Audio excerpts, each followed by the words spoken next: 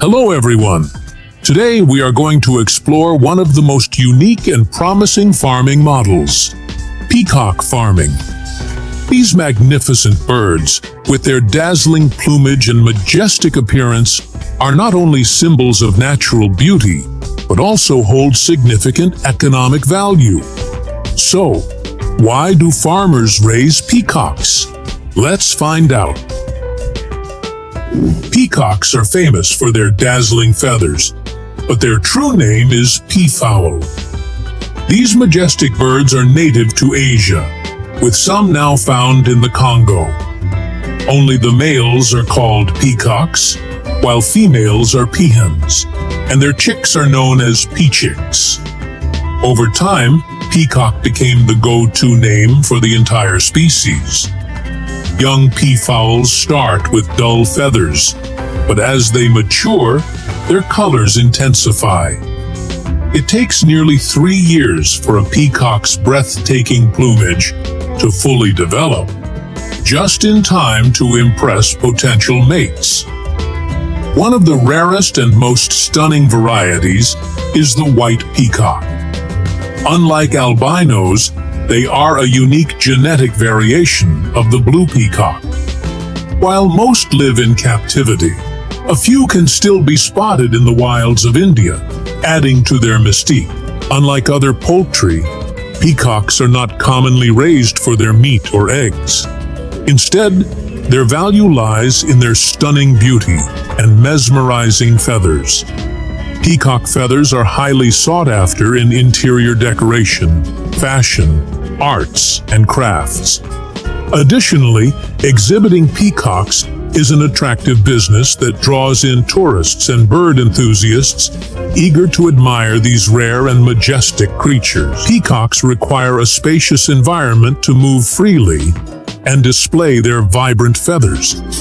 Each adult peacock needs at least 100 square feet of space, with fences at least 6 to 7 feet high to prevent them from flying away. A shelter is essential to protect them from harsh weather. And inside, wooden perches should be provided for roosting at night. During winter, heated perches can be used to keep their sensitive feet warm. Roosting is a natural behavior for peacocks, helping them escape from and protect themselves against predators in the wild. Roosting perches provide a sense of security for the birds while they sleep at night. The way a male peacock attracts a mate is amazing to watch.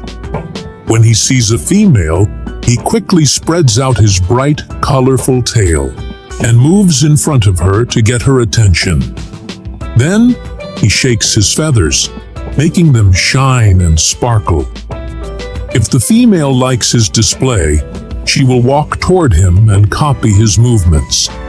This means she is ready to mate, and that's how they pair up in the group. A peahen usually lays between 3 to 5 eggs in a shallow nest on the ground, often hidden among tall grass or bushes for protection.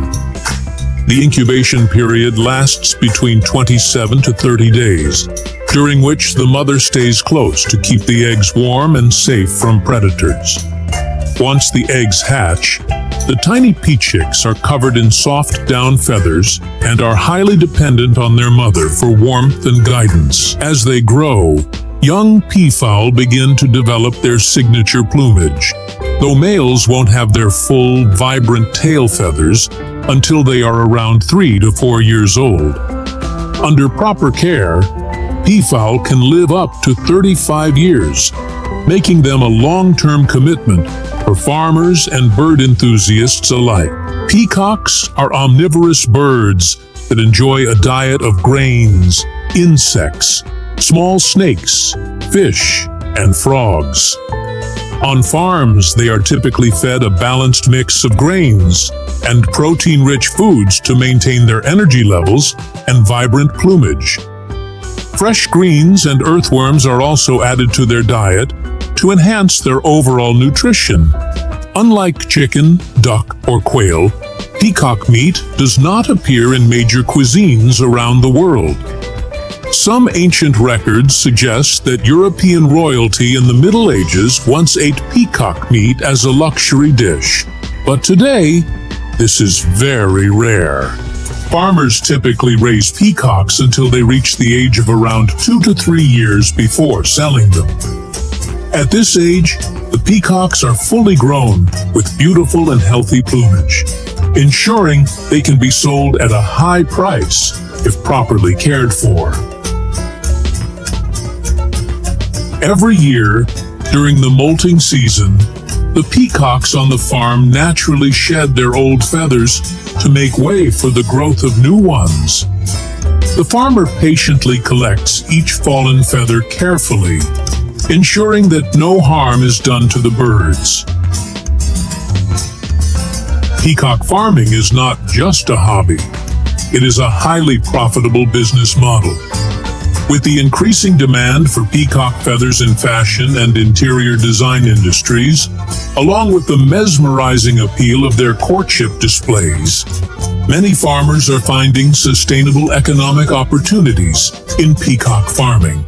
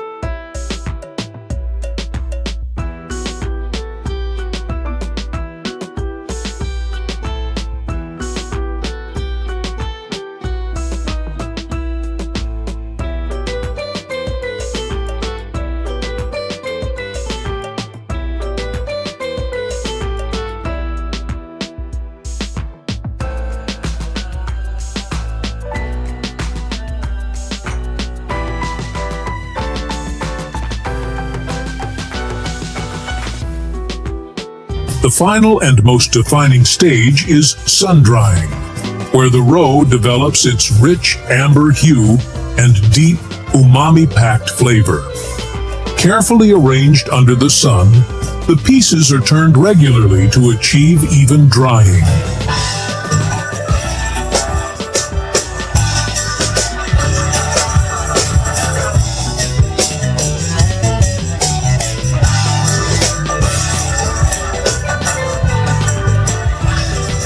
fishermen have perfected a fascinating method of catching mullet specifically for their prized roe. They employ a traditional technique called set net fishing that maximizes both efficiency and sustainability. The process begins in autumn when mature mullet begin their spawning migration. Fishermen strategically place large fixed nets in coastal waters, typically in bays or along known migration routes. These nets create a complex maze-like structure that guides the fish into increasingly smaller chambers. Once extracted, the roe is immersed in a salt bath, a crucial step that enhances both its flavor and longevity. The carefully measured salt solution seeps into the roe, drawing out excess moisture while beginning the curing process. This stage is not just about preservation. It's where the roe starts to develop its signature taste and texture, striking the perfect balance between firm and tender.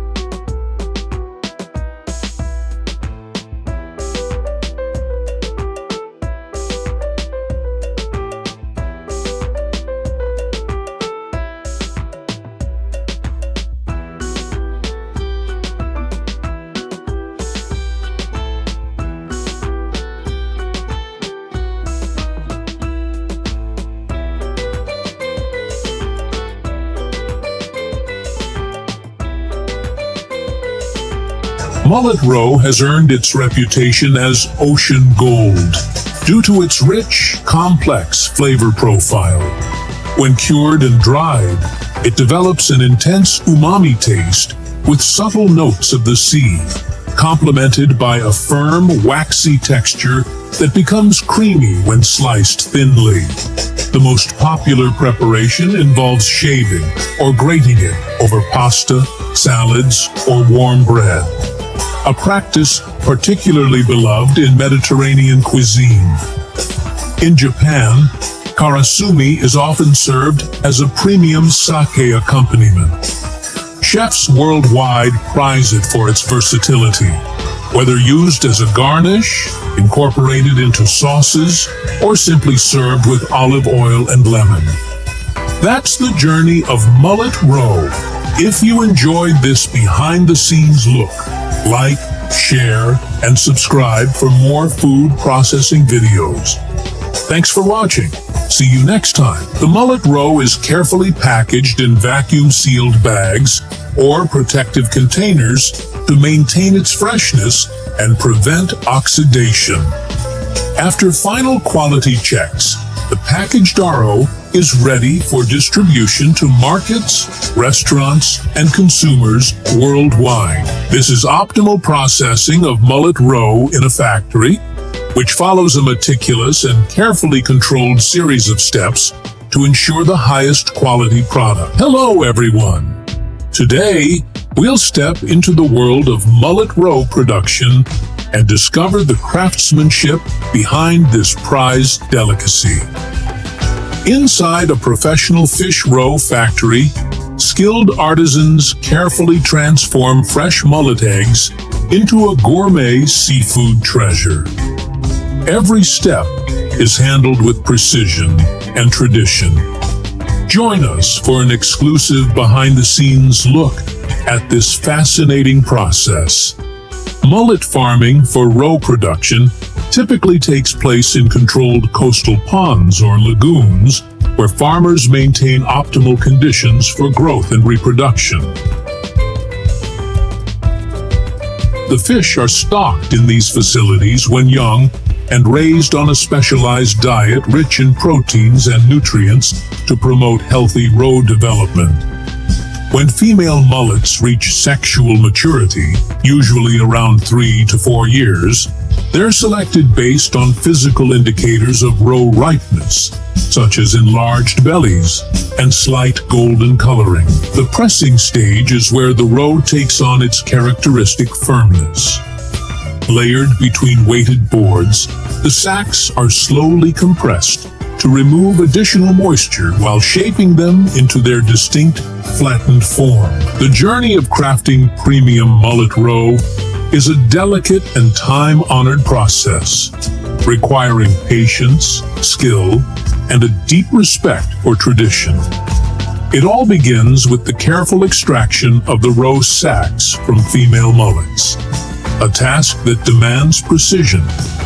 Skilled workers gently remove the sacks, ensuring they remain intact to preserve their natural shape and quality.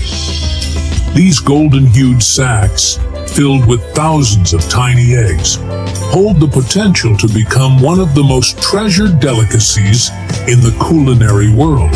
After being removed from the pond, the fish are transported at low temperatures to the processing factory, where roe extraction teams are ready. After curing, the roe is meticulously washed to remove any excess salt and impurities. This step must be done with great care, as the delicate sacks can easily be damaged. Only gentle handling ensures the roe remains pristine, preparing it for the next transformative phase.